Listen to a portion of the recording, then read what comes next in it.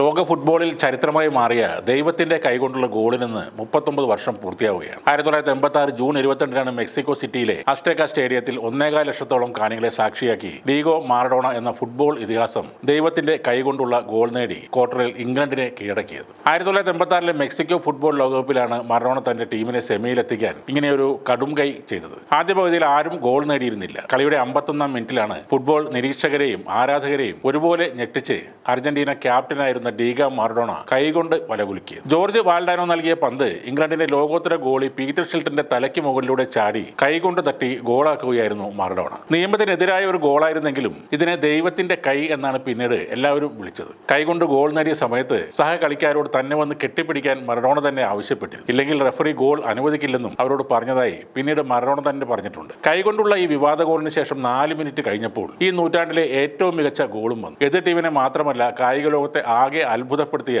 Football ചരിത്രത്തിലെ ഏറ്റവും മികച്ച ഗോളും മറഡോണ തന്നെയാണ് നേടിയത്. എൻഡിക് നൽകിയ പാസുമായി എതിർ പോസ്റ്റിന്റെ 60 യാർഡ് അകലെ നിന്നും പന്തുമായി പാഞ്ഞു വന്ന മറഡോണ ഇംഗ്ലണ്ടിന്റെ പീറ്റർ ബെഡ്സ്ലി, പീറ്റർ റെയ്ഡ്, ടെറി ഫെൻഫിക് എന്നിവരെയും ടെറി ബുച്ചറെ 2 തവണയും മറികടന്ന് ഗോളി പീറ്റർ ഷിൽട്ടനെ ഞെട്ടിച്ചുകൊണ്ട് ഇംഗ്ലണ്ടിലെ പോസ്റ്റിലേക്ക് പന്ത് കടത്തിവിട്ടു. മത്സരം ജയിച്ച അർജന്റീന സെമിയിൽ ബെൽജിയത്തെയും ഫൈനലിൽ ജർമ്മനിയെയും കീഴടക്കി ലോക കിരീടവും നേടി. ലോകം മുഴുവൻ മറഡോണയെ മാലാഖ എന്ന് വിളിച്ചപ്പോൾ മെക്സിക്കൻ ലോകകപ്പിലെ ക്വാർട്ടർ ഫൈനൽ ദിവസം അദ്ദേഹത്തെ ചെകുത്താനെന്ന് വിളിച്ചത് ഇംഗ്ലണ്ടിന്റെ ആരാധകരായിരുന്നു. ദൈവത്തിന്റെ കൈതൊട്ട ഗോളും ലോകത്തിലെ ഏറ്റവും മികച്ച ഗോളും പിറന്ന ആ മത്സരത്തിൽ ഡീഗോ മാറഡോണ അണിഞ്ഞ ജേഴ്സി ലേലത്തിന് വെച്ചിരുന്നു. ആ ജേഴ്സിക്ക് പ്രതീക്ഷിച്ചത് മാക്സിമം 40 കോടി രൂപയാണ്. എന്നാൽ ആ ജേഴ്സി ലേലത്തിൽ പോയത് 70 കോടി 90 ലക്ഷം രൂപക്കാണ്. ഇംഗ്ലണ്ടിനെതിരായ ആ മത്സരത്തിന് ശേഷം മാറഡോണ ഇംഗ്ലണ്ട് മധ്യനിര താരം സ്റ്റീവ് ഹോഡ്ജുമായി ജേഴ്സി കൈമാറിയിരുന്നു. അതിനുശേഷം ഹോഡ്ജിന്റെ കയ്യിലായിരുന്നു മാറഡോണയുടെ ആ ജേഴ്സി. കഴിഞ്ഞ 35 വർഷം അഭിമാനത്തോടെയാണ് ഈ ജേഴ്സിയുടെ ഉടമയായി ഞാൻ കഴിഞ്ഞത്. ഫുട്ബോൾ ലോകം കണ്ട എക്കാലത്തെയും മികച്ച താരത്തിനെതിരെ കളിക്കാൻ കഴിഞ്ഞത് വലിയ ബഹുമതിയായി കാണുന്നു എന്നുമാണ്